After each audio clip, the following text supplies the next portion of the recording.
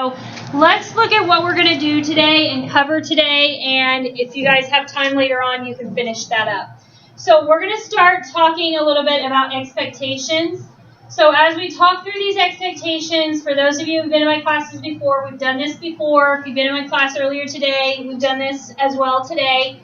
We're going to set up a set of expectations that you guys should have for each other and that you guys should have for me.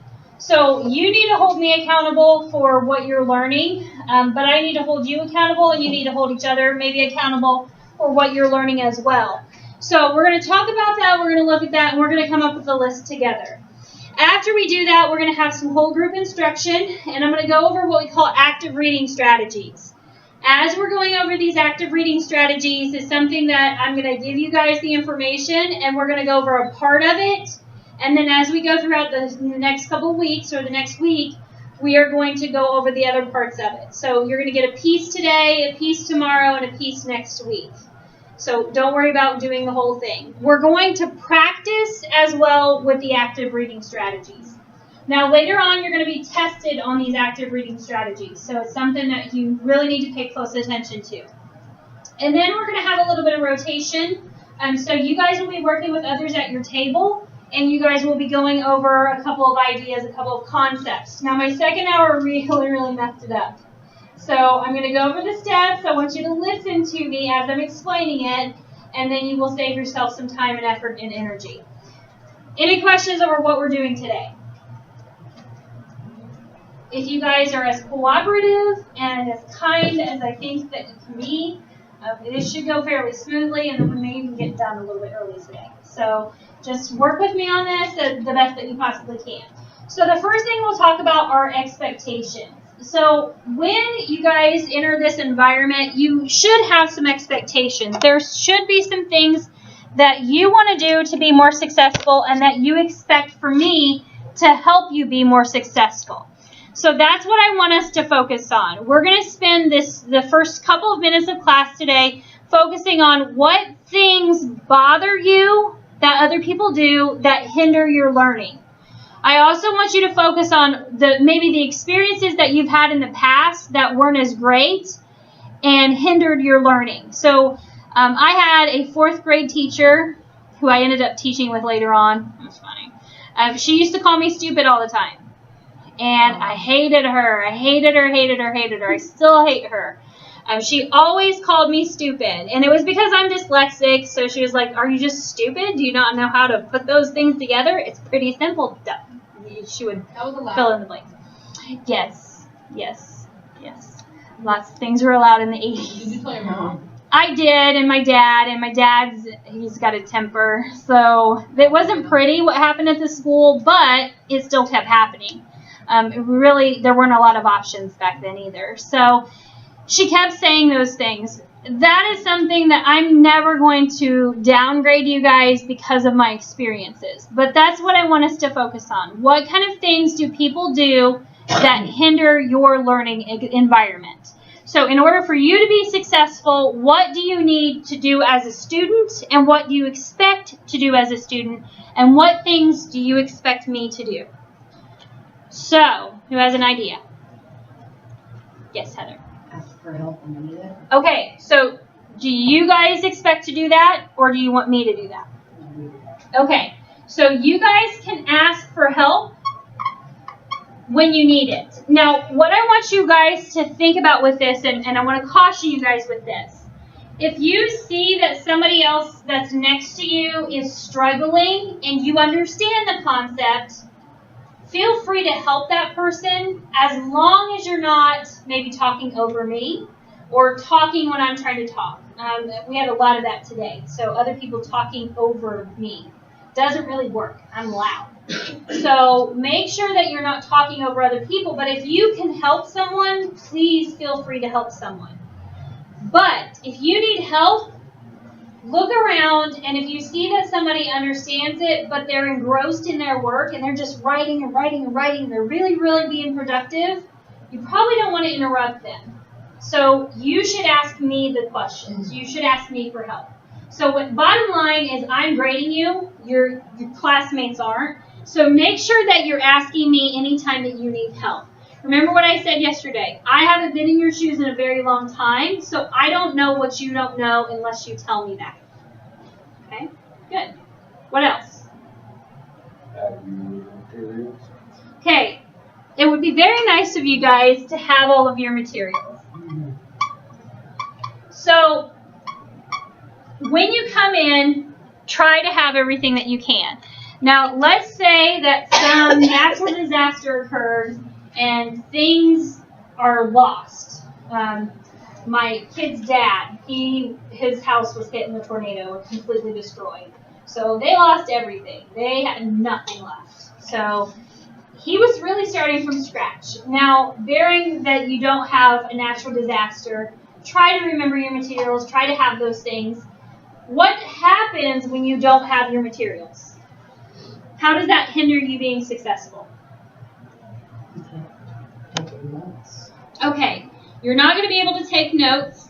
Does anybody else, when you forget something, do you feel like, I'm off balance now? Mm-hmm. Yeah. So when we forget things, we feel off balance. And we don't feel like we're able to accomplish the same things. Good. And you can't do your work. And you can't necessarily do your work. Your work may be late. You may not be able to turn your work in. Good. I'm going to challenge you guys with this one today. So, on the other hand, what do you expect from me? Do you expect me to be prepared? Mm-hmm. That would be very nice, right? So, I am going to have materials. I am going to be prepared. I will vow that to you guys, that I will be prepared for you guys to come in here. Anything else? Okay, so who? You or me? Okay, so we should probably both be prepared to listen. When we talk about listening, it's really hard to listen when your mouth is open and you're talking. What else makes it hard to listen? When other people are talking. Okay, when other people are talking or somebody's trying to talk over someone else. So when we're listening, we need to do that with our mouths closed and not having a conversation off to the side. Good. Good. Anything else? Yes. Being present. Okay, so when we talk about being present, what do we mean? Showing up? Be here. Okay, that would be very nice. Be here. So I would like you guys to be here as much as possible. Now, if something happens, we can't always be here, but we're going to do our best. I would expect that everybody just does their best with that. So the same respect, I would be here. I'm going to vow to you guys that I'm going to do everything I can to be here. Why do you think that this is important for me as well? Hold standards. What? Hold standards. Okay, so I'm maybe acting as an example for you guys. Okay, if I'm not here, you're going to be taught by somebody else. It's going to be in a different way, and it's probably going to mess up your flow. So if you're used to doing the same thing every day with the same person, you're used to that person's expectations, and then that changes. It's kind of like when you're in a job and you get a new boss. You're like, oh, crap, now I've got to get used to this person. And you may or may not do that very easily, but it's different, and it messes up your success for that period of time. Good. So we just need to show up. We just need to show up. Is that all we need to do? No, you need to be here mentally. Okay. I would ask that you guys are mentally here as well. So this is some of the mental presence.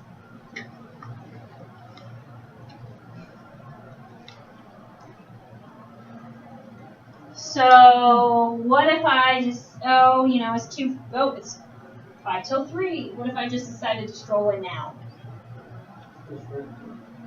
Okay, so I would also ask that I'm going to vow to you guys that I'm going to be on time. So I would ask that you guys are on time. What happens, none of you were in my second period class last term, but what happens when somebody comes in late? Don't you lock your door? I do actually lock my door. And we'll talk about the policies in just a second. But what happens to you guys when you're in here and you're doing something, you're focused on an activity? It's going to distract everybody. So last term this happened, and I had to set my foot down. So that is why you guys have the rules that you do. So last term I had 4 students who were in my classroom and they were focused, they were doing what they were supposed to do, and there were only 4. And that's okay, because they were focused and they were on task and they were doing their last project that was going to make or break their grade. And I had 2 students come in 5 minutes late. I had 2 students come in 10 minutes late. I had 2 students come in 20 minutes late and 1 student come in 40 minutes late.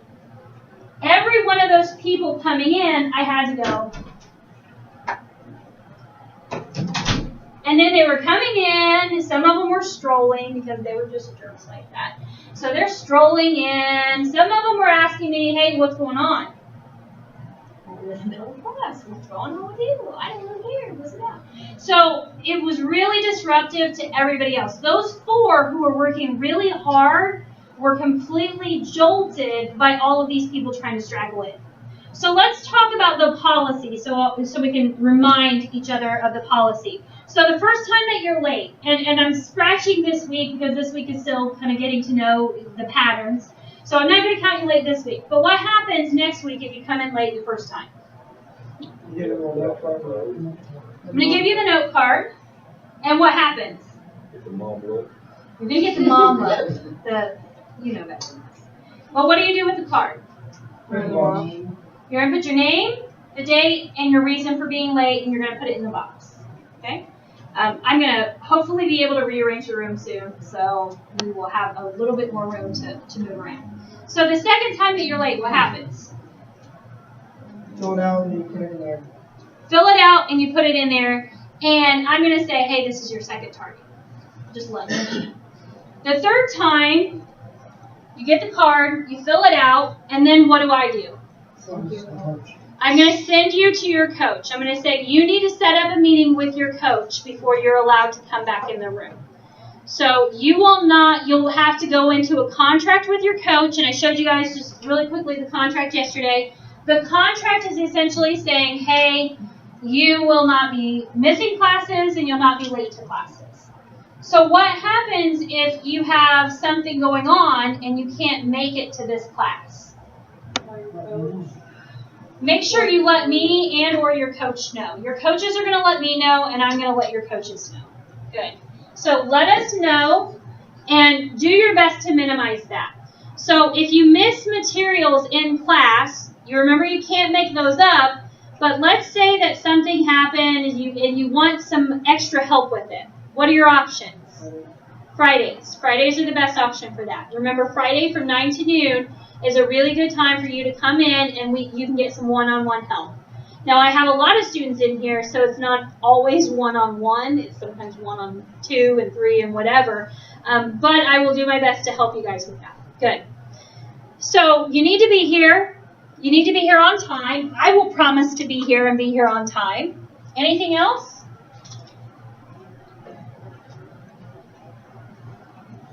Be respectful. Okay. So being respectful is kind of a big deal. So you guys should be respectful.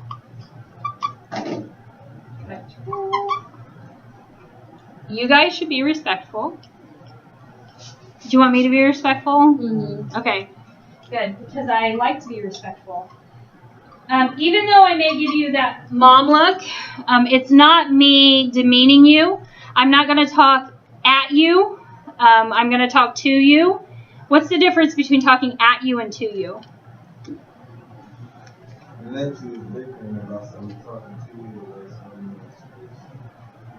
Okay. So when I'm talking to you, we're having a conversation. There's a dialogue. It goes both ways. So I may ask you a question and I expect you to respond. I may give you a suggestion and I expect you to react to that. And if I'm talking at you, I'm talking down to you, and typically that is taken as a sign of disrespect. So I'm not going to talk at you. I'm going to talk to you. Okay? Anything else? So if you ask me for help, what do you think my response should be? Okay? So I may ask you what you need help with. And on my part, what I'm going to promise to you guys, what I'm going to vow to you guys, is that I'm going to try different things. So I'm going to give you guys methods. And if you looked at that student survey, I was asking you how you learn best or how you feel best about learning, because I'm going to try different things. So I promise that I'm going to give you a variety of assignments. So even if you miss out on one type of assignment, you're not going to fail because of that. But if there's a consistent pattern in that, then there may be a bigger issue there. So I'm going to try different methods. So in turn, what I'm going to ask you guys to do is to try different methods. You think I could ask that of you? Do you agree that that may be okay?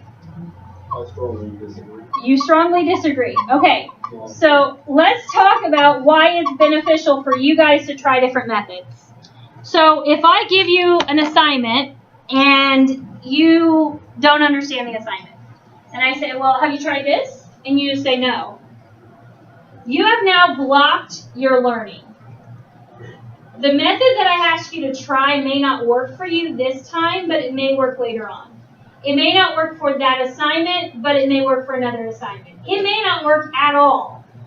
But I'm asking you to try things a little bit differently so you can maybe learn better. I'm not saying that you're learning badly, but I'm saying that this is an option for you to learn better. So this is what I'm going to try with you guys today. I'm going to ask you guys and challenge you guys to read in a different way from what you may have done before. So we're going to start practicing with that today. Anything else?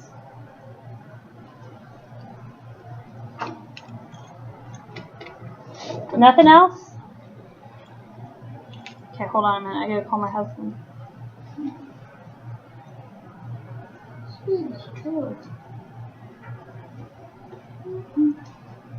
Nothing else? Seriously, is this not distracting? Okay. So that's pretty distracting when someone is so focused. You guys are serious. She's on her phone. When someone is focused on their phone, when they're texting, those of us with nails, it's really distracting when we're ticking on our phone. That can be very distracting. Music on your phone. I'm going to keep my cell phone put up. And I would ask that you guys do the same. Does that sound reasonable? It's 90 minutes. I know it's really difficult to live without the communication for 90 minutes. But I'm challenging you guys to try it. Okay? Any questions? Anything you think is unreasonable? Anything you think that we should add?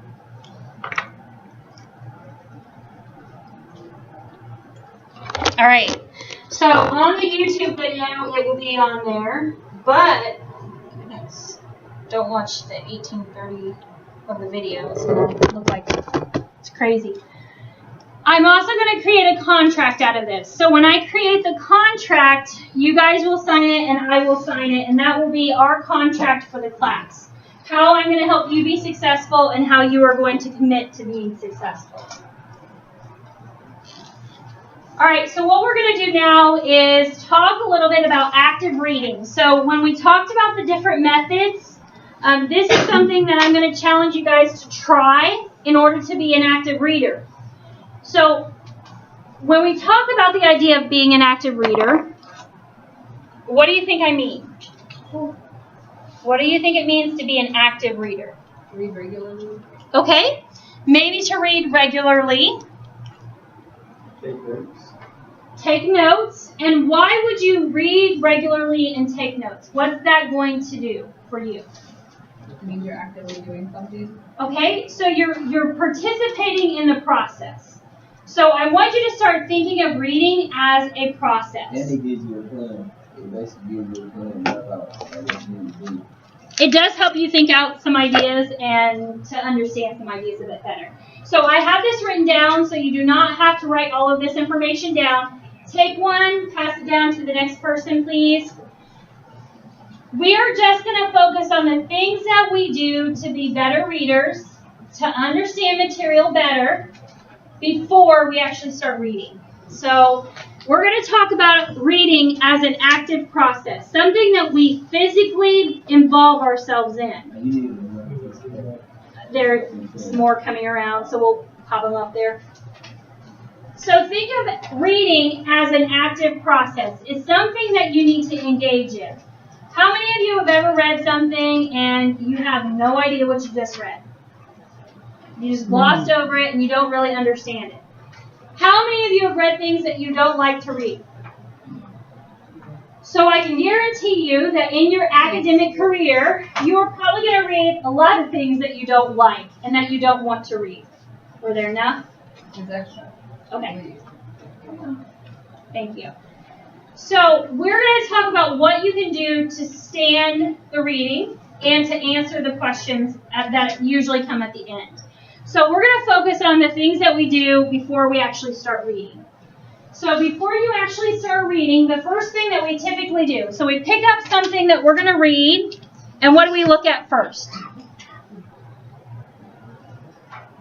When you pick up a book, when you pick up something, a magazine, you look at the title. Now, why do you look at the title? What does that tell you? About, maybe. Good. It usually gives you an idea of what the topic is. So we're going to practice with that with this first reading that we have here.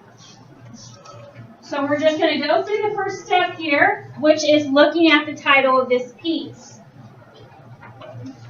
So the title of this piece is The Human Journey, Migration Routes. So let's think about what that topic means, or what that topic may be. So the title is The Human Journey, Migration Routes. So what do you think it may be about? People migrating. Okay, people migrating. Okay, so why do you think it's about people? Human. Said humans. So we connect that, we make some connections. Were there any questions? No, I didn't. Okay. You're welcome. So the first thing that we connect to is that idea of humans. So we say humans, and that means people. So we get that. So we also said, what else did you say? Migration. Okay, migration. So when you think of the title and when you're thinking of these ideas, I want you to think of synonyms that may be something that you say on a regular basis. Some of us probably don't say migration on a regular basis. I don't. But you probably say humans or people. You probably say that on a regular basis. So what is migration? When you think of migration, what connections do you make? Traveling. Okay, maybe from country to country. Moving. Regions. So who do we know that migrates? Or what do we know that migrates? Okay, colonists, Native Americans, what else? Animals. We oftentimes think of animals as migrating. So birds go south for the winter. So we think of these things, we start to make some connections. Now what about the word routes? Routes? Yep. Like, Okay, maybe the direction or the path that people are going. So we think so far that this is about humans, and why do we disconnect with the animals? Why do we think it's just humans? It says humans. So we're talking just about humans. So the journey that people go on and the routes that they go on to get to other places. So we think about migration, we're thinking about getting to other places. So the path that they take to get to other places. Good. So reading the title helps us identify what the topic actually is. If you don't know some of the words, that's okay. You don't have to know everything about the topic. There are even some authors who give you a topic, and that's a topic in their title, and it's not actually about that topic. So an example of this, I used to use a piece called I Saw Anne Frank Die. So you would think that the piece is about what? Anne Frank and seeing Anne Frank die. The piece was actually not about that. It was about another woman's experience during the Holocaust. So she used that title to entice her readers. So when we talk about the title, most of the time the author connects it to the topic. But sometimes we can be duped by that. So it can be something different. That would make me quit reading. Kill a Mockingbird. It does make a lot of people really angry. It upsets a lot of people. And sometimes that stops people from reading, and sometimes that intrigues readers a little bit more. Because they're holding on, and they're continually holding on, thinking, okay, well, it's got to be next, it's got to be next, it's got to be next. Okay, the next part of this is reading the author to identify what we know about the author. So the author of this piece is National Geographic. So what do you know about National Geographic? Okay, they do lots of nature stuff. Okay, so they seem very credible. Why do you think they're very credible? They did research. Okay, they have a lot of research. They've been doing this for a very long time. It's a known name. So we think of them as very credible. We think of them with nature. What else? History. Anything else? Great illustrations. Okay, they have really, really awesome photography. It's not just pictures. It's really amazing photography. They do have some biographies about individuals. They also focus a lot on things like geography and the history of where people go. So they look at a lot of these migration ideas. So that seems to fit pretty well. What if you don't know the author's name? Just move on. Move on to the next step. Be open-minded. And that usually keeps you open-minded. I want to really caution you guys against closing off your ideas because of the author's name. An example of this. So oftentimes when I say, hey, we're going to read William Shakespeare, what do you think students do? Seriously. And why do you say that? Because it's how he writes his stories. Okay, he uses Middle English, so it's harder to understand. He doesn't say things in the way that we might say them. So we may be confused by those things. So that may be a little bit more difficult. Now, what if I said you're going to read John Donne? Okay. You may go into it a bit more open-minded because you don't know yet that John Donne and Shakespeare are very similarly. So you don't know that yet. So you're not duped by the author's name. What's the difference between a female author and a male author? Perception. What's that? Perception. Okay. So maybe the way that people perceive a male author versus a female author, that may be different. So let me say this. So if you are a female and you are wanting to read a novel about female sexuality, would you read something written by a man or a woman? Probably a woman, because you may make more connections with that. If you wanted to read a novel about what it's like to be a man, you're probably going to read that from a man over reading that from a woman. So you're going to choose an author sometimes based on their gender. What about the difference between one author and 12 authors? That's what?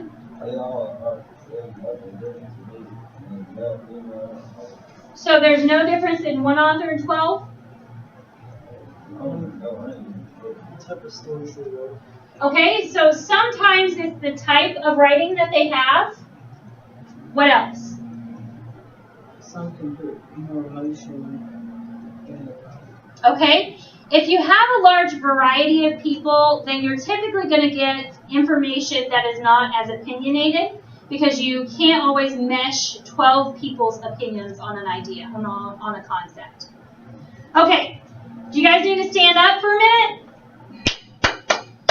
We got some sleepers here. You need to stand up, shake around. Good. Pregnant people still shake too much. No? If you need to stand up and get your energy going, we've got some more information to go through. You guys are going to be set on your own. But again, this is stuff you're going to be tested on. So you need to know this stuff. Okay? So the last part of this is previewing the entire piece. Now when you preview the entire piece, a couple of things I want you to keep in mind. Typically we read the first and or the last line. Why would we look at the first line or paragraph? What does that usually have in it? What's the thing about? The main idea. So if you look at the first sentence, our species is an African one. Africa was where we first evolved and where we have spent the majority of our time on Earth. It's a lot of words. So you may think, okay, I know what that topic is or what this is going to be about. But let's look at the last sentence. There are many human journeys. There are many human journey questions waiting to be asked and answered. So which of these two sentences connects more with what we talked about with the topic from the title and the author? The beginning. The first one. Okay, the first sentence or the second sentence? The second sentence. So the second uses the words journeys. It talks about humans. So it uses the specific wording that we got from the title of the piece as well. It is. So sometimes we just want a really quick brief synopsis of the information, so we go straight to the main idea. So the subheading also gives us an idea. Now this piece doesn't have any subheadings, so I wanted to show you guys what a subheading looks like. This is my master's thesis, so this is the book I wrote. In it, as a subheading that says challenges. So what do you think everything underneath that is going to be about? Challenges. Good. This one is subheading, the subheading is middle school. What do you think everything's going to be about? Middle school. So a subheading just gives you a taste of what each section is going to be about. Oftentimes when you guys are looking at bigger pieces, they use subheadings, kind of like they would use chapters to help you understand smaller bits of information. The next thing that we look at are the bolded words. So look at the bolded words in this piece. We have Homo sapiens, we have paleontological, we have intrepid, and we have foray. So bolded words are what kind of words? Words that we don't understand. Okay, so vocabulary words. They may be words that you are not familiar with. So looking at these vocabulary words, Homo sapiens, paleontological, foray, intrepid, this gives you a taste that this is probably not going to be about an individual who took a journey. It's probably going to be about the journey, something, and tying into science in some way. It's very scientific. So I want you to think of the bolded words as the big, like the author's trying to punch you and say, hey, look, pay attention. These are important. Italicized words are the words that are slanted, and you don't have any in this piece. But when you think of italicized words, think of those as the words that the author is whispering to you. The author's saying, hey, this is really important, but I don't want everybody else to know. So it's not as important as the bolded words, but they're still significant. So we don't have any italicized words, but we do have a bunch of bolded words. If you know what those bolded words mean, then you may know a little bit more about the piece itself. If you don't know what those bolded words mean, then you probably don't know any more about the piece. All right, any questions over what we do before we actually start reading? So we haven't even gone into the piece, and we're not going to go into the piece today. I just want you guys to start activating this feature. So when you're reading, in order to understand something more in depth, or to understand it at all, if it's something that you don't necessarily like, these are the strategies, this is a strategy that we're going to use. So we're going to be practicing with this, and we're going to go over what we do during our reading. We're going to focus on that tomorrow. So now I'm going to challenge you guys, remember those expectations on having your materials? I'm going to challenge you guys to bring these back tomorrow. Keep them with you and bring them back tomorrow.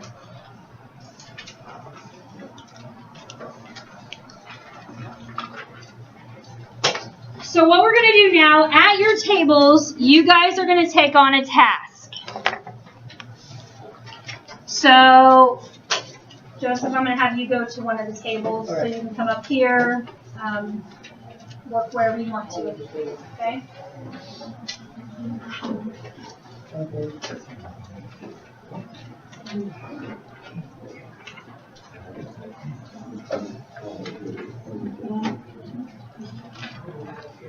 So what I'm going to ask you guys to do, at your table, I want you and the person that, or people in your group, I want you guys to talk a little bit about these two ideas. We're going to focus first on civilization, and then I'm going to have you focus on leaders.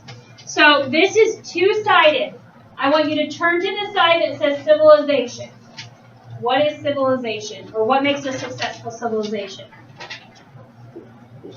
So the first part of this asks you to think about this on your own. So the first thing that you're going to do, step one, you're going to do by yourself. So step one, what makes it a successful civilization? So you're going to brainstorm these ideas. You do not need to, you can make a list, you can, whatever you need to do. Just think about what makes a successful civilization. Maybe you draw a picture. Maybe you write complete sentences. I don't care what it looks like. What makes a successful civilization to you? So the first step is looking at what it means to you. So what is a civilization? What do you think of when you think of civilization? A society. Okay? Community, society, what makes that successful? So think about any civilization, think about ones that have been successful, think about ones that haven't been successful. So the first step is for you to make a list of things that you think makes a group successful, a society successful, a civilization successful. The second step in this is for you and your group to talk about your ideas and then come up with a sentence that defines a successful civilization. You won't do step 3 as by yourself. We're going to do that as a group. On the other side, so once you're done with civilization, you're going to do the same thing with leaders. The first step 1, you do by yourself. Step 2, you do as a group. Okay? So I'm going to give you guys some time to work on this. So step 1 is by yourself. Make your list by yourself.